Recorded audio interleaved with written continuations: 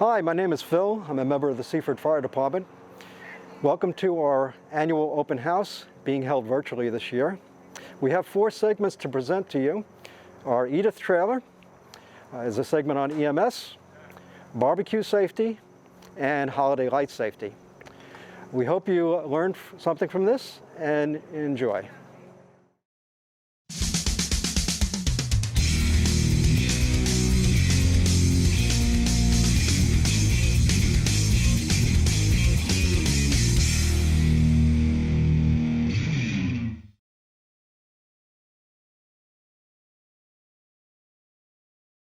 Hi, my name is Phil.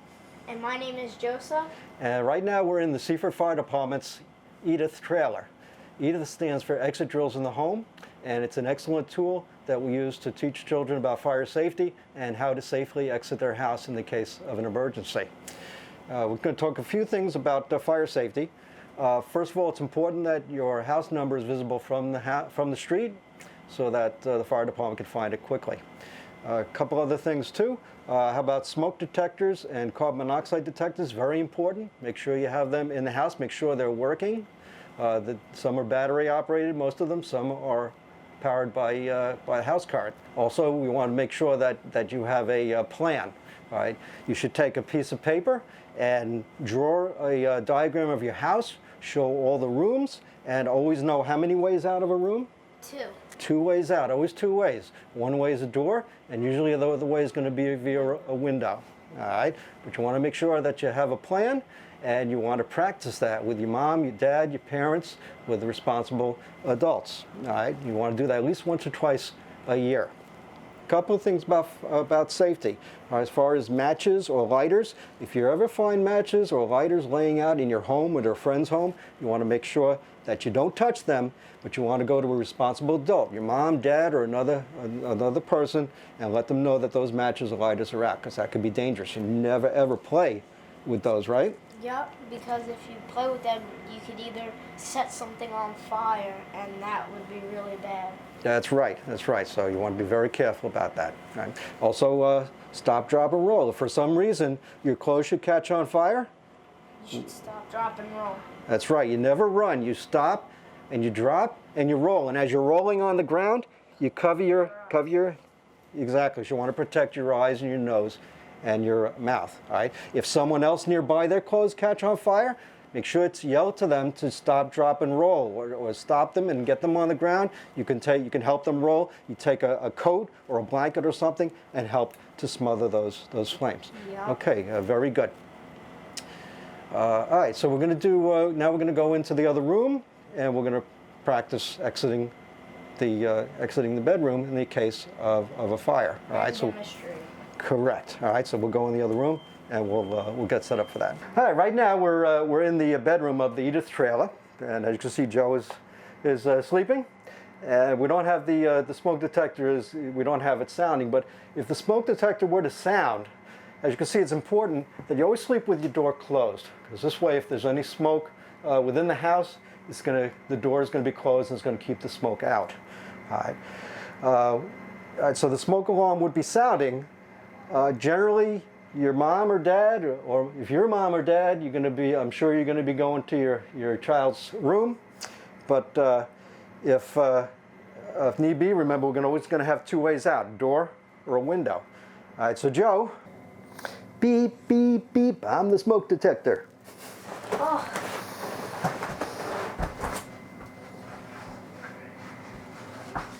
First off, you always have to get down. If you're either laying in bed, you're doing your homework, or anything, always get down to the floor. Even if you're anywhere in the house, get down to the floor, because smoke rises and you'll have a better chance of breathing down here than up there. And now, if you're in your room, to get out of your room, make sure to feel the door first, because there's 2 ways to get out. A, the window, and B, the door. So always you want to feel the door with the back of your hand, because if you go with the palm of your hand, it can hurt the palm of your hand if it's really hot, and you have to crawl around because you could breathe down here. So if you injure your hand, you can't do that. So always feel with the back of your hand. So if it's hot, if it's not hot, first you go to the door and you open it a little bit and just peek to see if there's smoke or anything. If there is, and it's hot, you go to get a towel or a blanket in your room on your bed or something, and just push it under the crack, because it could let smoke in, and it'll have a worse chance of you breathing. Just keep in mind that if the door is hot, don't even open it. Don't even think about opening it. So now if you did this and you have no other chance of getting out of the door, your second chance is the window. So now you gotta push the window open and make sure get like a different towel or like another blanket or a sheet or sheets from the bed. And make sure to cover your window the way you're gonna slide out, because you could get hurt if it's hard. So, and it's very important to make sure to get out feet first, because if you go out head first, especially if you're high, you could get hurt. So you want to go on your belly, feet out, and just start to climb out and wiggle out. And now if you were on a tie window, you would grab, as soon as you pulled out, you would grab the top of the window and hang for like a couple seconds, and then let go and go to the ground. And always remember, never ever go back into the house. Your life is very precious, all right? It can be very dangerous going back in. So once you're out, stay out. Remember, don't hide. Don't hide in the house. Have a plan and make sure that you exit the house.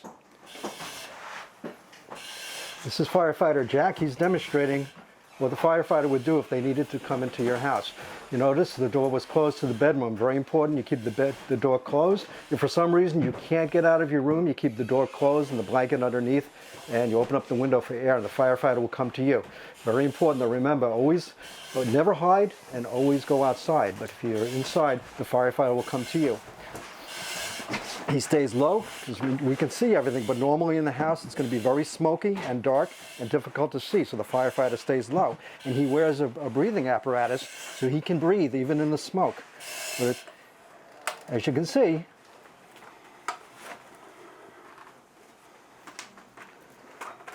this is Jack the firefighter.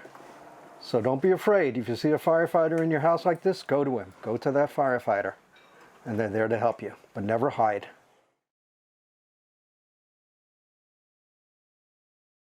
Hi, my name is Christy. I'm in the Seaford Fire Department. I'm an EMT here in the Seaford Fire Department, and this is... Hi, I'm Nicole. I'm an EMT with the Seaford Fire Department. So today we're going to go over with you guys smoke detectors and carbon monoxide alarms. Okay, so here I have a smoke detector. So you're going to want to check these at least every 6 months when you change the clocks. So all you do is you're going to press this button right here. If it beeps, it means the batteries are working and it should be working properly. You want to change out the entire system about every 5 years is what we recommend.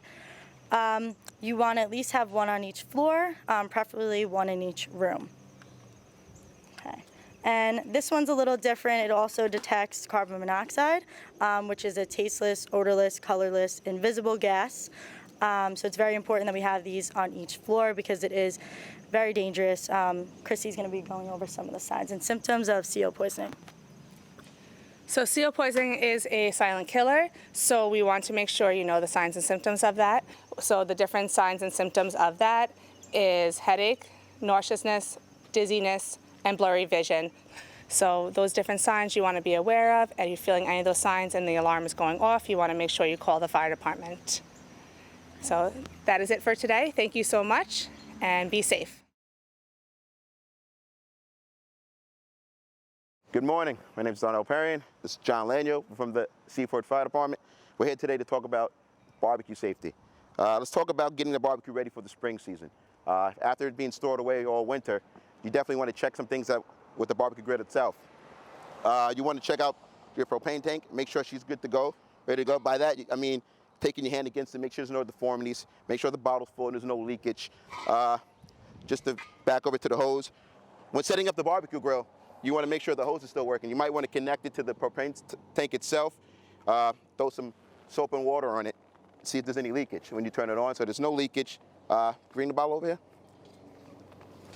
So basically, you're going to hook it up to the tank. You're going to turn it on. But before you turn it on, you want to cover it with 50% water, 50% soap. You want to basically throw it on there. There's no leakage from the hose or the bottle itself. Properly, turning the barbecue back on. Again, just getting it ready for the spring.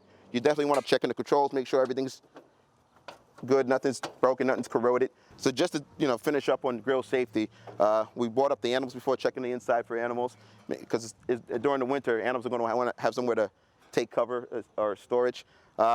One more thing about barbecue safety, it's just where you store it during the summer or the spring season. You want to try to keep it away from the house, any canopies, anything like that. So if there is some kind of error or emergency with the grill, it's not against your house, it's not over the canopy, it's out in the open pretty much. Just, use self-vigilance and just have a safe summer.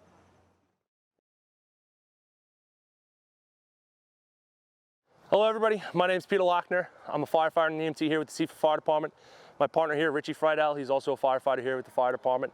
So being that this is October, Fire Prevention Month, only 2 months away from now is the holiday season, so I can only imagine a lot of you will be decorating. So we're gonna go over some decorating tips and tricks and stuff to avoid for a safe and happy holiday season. First, we'll talk about extension cords and outlets. Any outlet that you use, we'll always try to cover against any weather that could happen. Before we use it, we're going to inspect our cords, make sure there's no frays in the line, make sure it's continuous, and make sure there's no breaks in the cord. And for Christmas lights, we're going to talk about,